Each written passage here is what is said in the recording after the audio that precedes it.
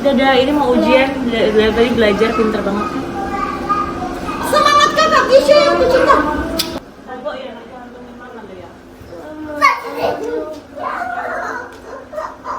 Nah ini yang kayak tenun tot konvensionalnya juga masih ada, tapi yang nggak sebanyak di ini. Gitu. Yang murah-murah. Special request dari aku, yang murah-murah tapi lucu ya, gitu. Jadi dari ini. Toilet sebentar, tapi udah aku ajak keliling. Iya ya. Lari-lari. Lari lah. Lari-lari. Masih bareng. Gua kadar jam berapa? Belum ganti baju loh Bu ini. Sama belum. Saya sendiri tadi sempat spill gitu ya, 4 bulan pertama ini cukup struggle Pak kita. Jadi kita berusaha mencari banyak pintu untuk bisa kita dobrak, lebih tepatnya gitu. Nanti juga tentu case by case kayak begini juga sama pemerintah daerah kita perlu intens.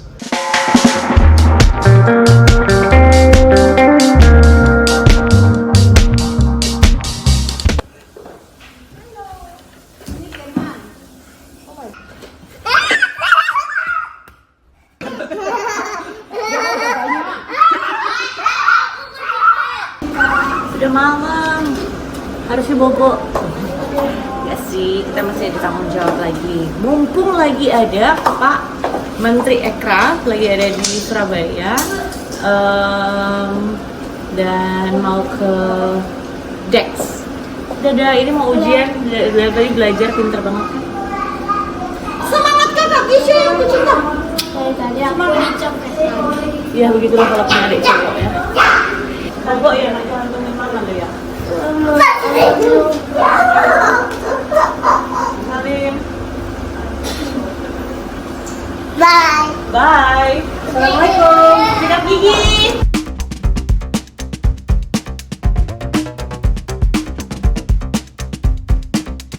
Betul. Dex dari sana sampai Dekranasda tapi disingkat gitu. Monggo. Ini desainernya banyak yang muda-muda. Yang muda-muda, yang ready to wear. Kemarin kita juga sempat kerjasama sama NTB. Jadi NTB itu ini banyak produknya masih dari NTB. Yang ini tuh surprisingly laku Pak. Maksudnya yang lembaran pun. Ini selendang. Nggih. Mereka selain jual di sini, jual di. Banyak kan online. Makanya mereka nggak banyak yang nggak punya store. Nah ini punyanya si NTB. Tenun-tenun. Mereka minta kerja. Enggak, Langsung jadi dari mereka udah jadi? iya, cuman kita yang kurasi, yang masuk ke sini, yang tipenya gimana gitu. Berarti binaan Pemda di sana, Dekranasana. Iya, Dekranasana. Ini yang NTB segini aja, habis itu ini semua Jatim. Jadi yang kayak gini-gini Pak, ini lukis apa print Mbak? Ini artisan dari Blitar Bapak. Blitar. Iya, jadi Jadi lukis. betul lukis. Lukis. Konsisten ya? Heeh. Jadi dia storytellingnya itu pakai, karena di Blitar itu kan Pak Karno ya. Iya, dia pakai jadi storytelling itu. Ini turunannya. saya pakai bajai tapi AG ya. Itu apa? AG itu plat nomor di daerah Blitar. Di Mataraman tuh AG. Sampai Trenggalek masih AG. Keren ya? Ya, Tapi mereka jual online juga. online. Kayaknya kalau yang di Kulit Bu, kulit ekoprint. sifatnya Nih. punya online tapi mereka nggak punya offline Pak. Oke. Iya. Jadi lokal Ini artisan. etalasenya. Iya. Tapi bisa beli di sini juga. Bisa. Jadi memang kita nggak bikin padat-padat kayak di galeri-galeri yang lain tuh karena ini tuh semua movable. Makanya kalau Bapak lihat tuh kita nggak ada yang itu semua pokoknya movable. Mereka bisa bikin kelas buat brand-brand mereka masing-masing atau brand yang lain yang Sering dari mereka luar. bikin kegiatan? Sering. Alhamdulillah sering gitu. Jadi ini kita juga selain artisan dari Jawa Timur, Dex ini juga jadi tempat untuk kita mengembangkan ekosistem community untuk local brandnya sampai ini dari Makassar Pak. Yang gerbang baru Nusantara itu loh Pak. Jadi kayak dari yang timur-timur, Makassar, dari NTB tadi itu juga Dari monggo. sampah, dari plastik sampah Pak. Jadi kalau ini ada berapa UMKM-nya kurang Iya. lebih. Brand ya Pak. Hari ini ada kalau sekitar 60 iya 60 local brand. Tapi per 3 bulan memang modelnya ganti juga Pak. Iya. Supaya ada kesempatan buat yang lain Pak. Iya. Tapi ada yang dipertahankan juga. Ada, kalau Jadi memang- dikurasi. Iya, dikurasi Kalau brand. yang turnovernya bagus, Betul. jualannya bagus. Iya. Iya, nggak kalah kok. Memang benar-benar kita kurasi bukan yang premium di sini Pak, tapi yang apa? Iya. Yang easy, yang harganya kalau lihat Murah-murah, karena langsung dari pengrajinnya, terjangkau. Waktu menjelang Lebaran lumayan loh ya, banyak yang Iya. Sama di sini juga jadi tempat showcase teman-teman dari pelaku aircraft, tapi yang mungkin dia nggak jualan produk Pak. Nah, iya. Dari kerdus. Dus duk duk ya. Oh ini dari dia, saya pernah ketemu nih. Iya, dus duk duk. Di Iya. atas juga nanti ikut untuk lagi ya? diskusi juga. Pernah Iya. ketemu waktu itu.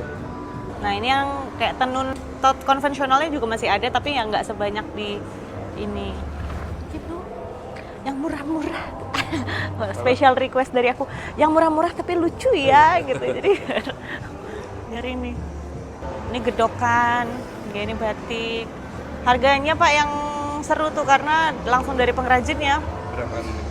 Nah, ini 302.500. Masih. Kita waktu awal-awal tuh sempat kita tumpuk banyak Pak. Jadi biar lihat yang laku yang mana yang di pasar yang sini. Ternyata ya memang harga yang segituan gitu. Ini kayak gini-gini ekspor kalau nggak salah ya. Udah sampai ekspor sama yang itu. Sama yang kayu-kayu itu tuh Banyuwangi. Tapi online juga jualannya. Online. Juga. Online juga. Malah sebenarnya mereka selama ini online Pak. Jadi salah satu syarat kita mengkurasi itu adalah mereka udah online udah bagus, tapi mereka nggak punya display offline-nya gitu. Oke. Jadi nanti kalau orang mau nanya kontak baru ke PIC-nya. Betul. Iya. Di sini. Oke, 200. Dia kan? Bagus ya. Iya. Benar. Bikin acara kalau ada apa di sini monggo. Oh, foto dulu Pak. Siap. Kak, kreatif gini. Iya.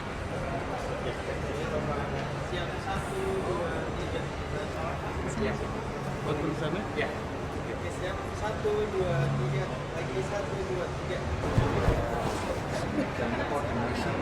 Senang banget aku tahu karena di Mampirin kemarin itu ada Mas Yofi, staf sus presiden.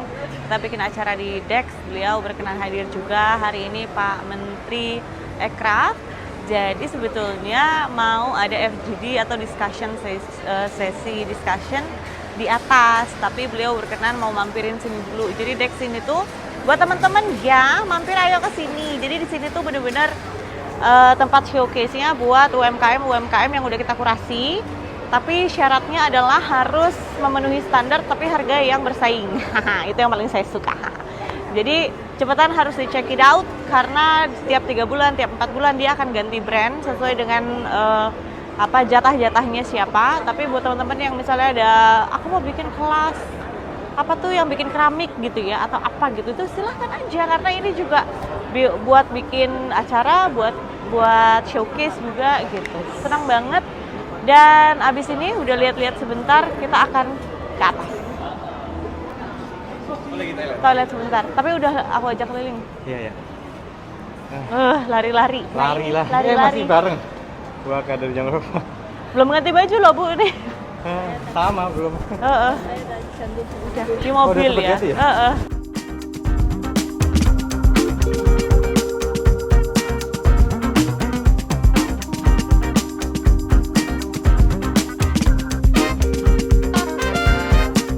Terima kasih. Assalamualaikum warahmatullahi wabarakatuh. Selamat malam, salam sejahtera untuk kita semua.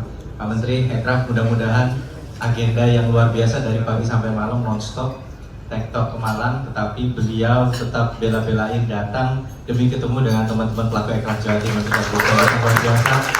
Terima kasih teman-teman juga sudah sabar untuk menunggu karena memang kita sudah sampaikan bahwa ini betul-betul diupayakan dan ternyata beliau akan melihat dari sini. Salah satu yang ingin kami sampaikan kalau dari kami pribadi adalah MJC, Millennial Job Center. Esensinya sederhana, pelaku aircraft ini rata-rata adalah gig workers atau istilahnya mereka tidak terikat sebagai pegawai.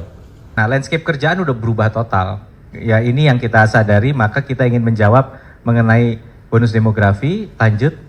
Jadi ada yang bilang Gen Z itu nggak begitu pengen kerja terikat gitu ya. Tapi juga realitanya peluang kerja terikat juga makin sedikit gitu. Saya juga ngobrol sama anak saya yang baru 11 tahun. Ternyata dia udah kenal istilah yang namanya side hustle. Side hustle is a reality gitu, bahwa apapun ijazah kita, ternyata yang bisa diduitin itu dari skill kita banyak gitu ya. Gitu. Jadi jangan kaget kalau sarjana hukum jadi MC laku misalnya gitu ya. Itu. Jadi banyak banget, atau jangan-jangan fotografer tapi dia anak IT gitu ya. Dan ini realita yang akhirnya kita punya istilah merdeka berkarir. Jadi konsepnya jangan lagi terpaku pada ijazah. Nah ini spirit yang kemudian juga nyambung dengan kenapa MJC ini lahir. Nah kita sebut istilahnya gig economy. Jadi basically ini adalah era di mana sekarang kalau dulu gig itu hanya istilah buat anak band. Kalau ada gig, ada manggung, dia dapat duit kalau dia manggung. Nah sekarang hampir semua kerjaan ada kayak gitu. KUMKM ya, dinas ini punya banyak sekali UMKM yang dibina. Apakah itu produk makanan, apakah itu produk aksesoris atau apa. Tapi mereka sekarang harus bisa onboarding ke e-commerce atau ke digital marketplace, ke social media dan lain sebagainya. Nah, challenge pertama adalah dia harus punya packaging yang atraktif, desain yang atraktif, konten yang atraktif. Jadi 10.000 UMKM ini adalah binaan dari Dinas UMKM. UMKM butuh transformasi digital, talentanya butuh portfolio untuk jualan. Jadi ini ketemu nih kepentingannya. Nah, the only missing piece adalah talenta yang nggak punya experience, itu klien nggak percaya. Nah, maka kita tambahkan satu elemen lagi yang kita sebut dari segitiga, yaitu mentor. Mentor inilah yang anak-anak agency yang udah pernah ngerjain project profesional, udah pernah bikin fotografi produk. Nah, ini kan teknologi yang dulu hanya dimiliki agency besar. Agency besar, cost productionnya juga besar, tapi juga setara dengan placementnya. Karena untuk placement di billboard, di TV, itu juga memang harus besar. Nah maka dari itu, tapi alhamdulillah untungnya teknologi digital, software, aplikasi segala macam memungkinkan apa yang dikerjain agency dengan biaya puluhan miliar, dengan teknologi sekarang itu bisa dikerjain dengan versi yang simple.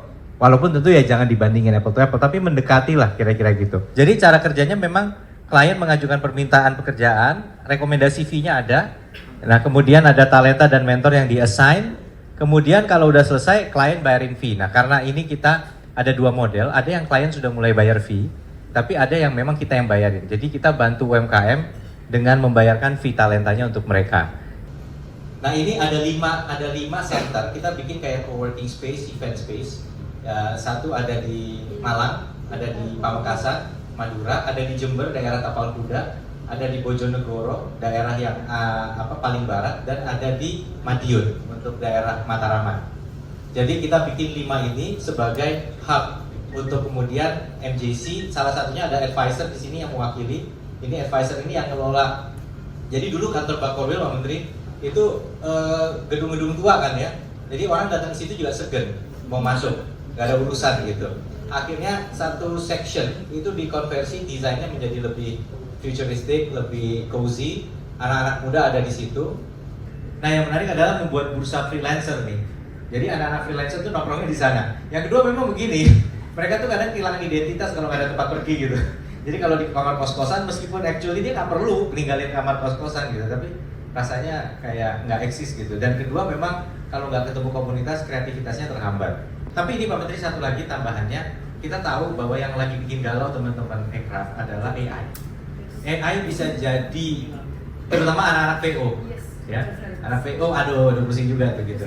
Nah, apa kira-kira mungkin ya kita juga pengen MJC ini adaptif. Kita nggak pengen lawan, karena kita nggak bisa bendung gitu ya. Kita nggak bisa restrict, nggak bisa ban.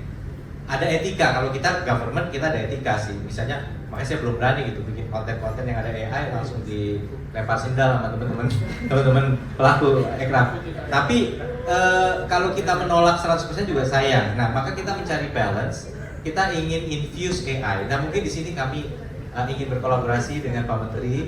Kira-kira seperti apa sebaiknya kami mengintegrasikan AI ke dalam Millennium Job Center? Tadi yang disampaikan oleh Mas Emil itu betul sekali, bahwa memang sekarang tadi Mas Emil bilang kan berkarir dengan tidak sesuai ijazahnya. Jadi hal ini benar sekali, dan ada situasi yang berbeda dengan 10 tahun yang lalu atau 5 tahun sebelumnya, bahwa situasi berkarir saat ini banyak sekali peluang dan minat ke ekonomi kreatif. Nah kita juga coba pelajari di kantor kenapa hal ini terjadi. ternyata dengan mayoritas generasi muda sebagai penduduk Indonesia ini, bahkan mungkin juga penduduk sebagian besar dunia, jadi mereka ini rata-rata juga ingin bekerja sesuai dengan passionnya. Yang tadinya suka main game jadi pingin bikin game, yang biasanya nonton film jadi pingin bikin film dan seterusnya begitu. Jadi itu yang sekarang, dan memang juga banyak sekali juga sukses story dari orang-orang yang berkarir di bidang hobinya gitu. Dan yang kedua terkait dengan Millennial Job Center ini bagus sekali sebetulnya. Ini yang mungkin nggak semua provinsi mempunyai program seperti ini, apalagi tadi sudah disampaikan sampai 10.000 project. Ini pasti akan ada manfaatnya daripada tidak dilakukan sama sekali atau hanya bikin co-working space terus lepas.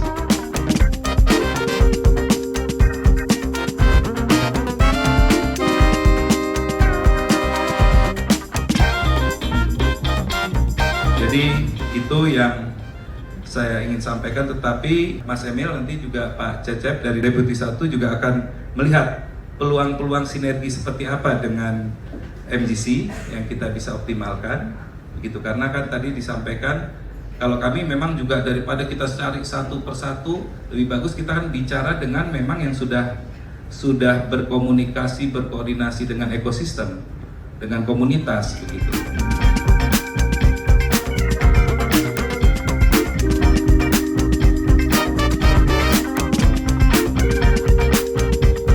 Karena secara desain teknologi kita tidak akan bisa bersaing dengan China, secara harga pun tidak akan bisa bersaing sama China. Kita ini lagi develop barang produk baru. Jadi kita melakukan develop untuk mengolah kembali limbah-limbah keramik sama limbah kaca untuk menjadi produk yang baru. Kita nggak bisa jual produk aja, kita harus jual packaging, kita harus jual storytelling. Jadi kita kalau memang misalnya boleh minta supportnya juga dari pemerintah kota juga supaya kita juga bisa lebih mengedukasikan juga tentang limbah keramik sama limbah kaca ini, karena kalau kita ngomong ini nggak seksi sama sekali sih Mas Ian ini tentang limbah kaca keramik ini Pak, gitu sih. Terima kasih. Produknya sudah ada contohnya di bawah Pak. Iya, sudah ada yang di bawah, yang Bapak. reclay itu. Itu sih Pak, mungkin jadi apa yang mungkin jadi prioritas, kita share kolaborasi, karena saya sendiri tadi sempat spill gitu ya, 4 bulan pertama ini cukup struggle Pak kita, jadi kita berusaha mencari banyak pintu untuk bisa kita dobrak, lebih tepatnya gitu Pak, supaya makin banyak variannya atau opportunity dari semua sektor sih Pak, mulai dari swasta, pemerintahan mungkin seperti itu. Terima kasih. Jadi teman-teman tadi yang ditanyakan itu memang bagus semua, tapi tadi memang betul bahwa memang akhirnya produk kita ini harus kita siasati, apa dari storytellingnya, apakah dari packagingnya, apakah dari keberpihakan kebijakannya dan seterusnya. Jadi nanti juga tentu case by case kayak begini juga sama pemerintah daerah kita perlu intens. Ya, jadi memang itu juga merupakan tantangan yang perlu kita duduk lagi sama-sama juga untuk dibicarakan.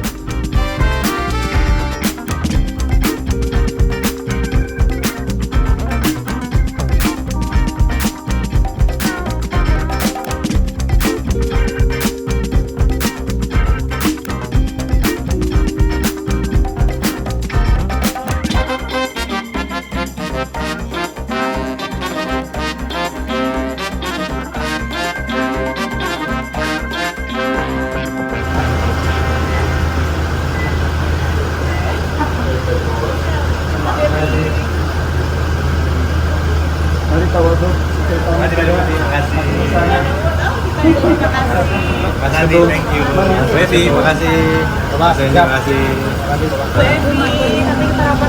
Terima kasih. Ini selesai jam 11 kurang. Ini nggak terlalu malam kalau kata Mas Emil, karena dia biasa jam 1, jam 2, gimana ya? Gitu. Apa aja udah trip. Alhamdulillah lancar dan alhamdulillah hari ini.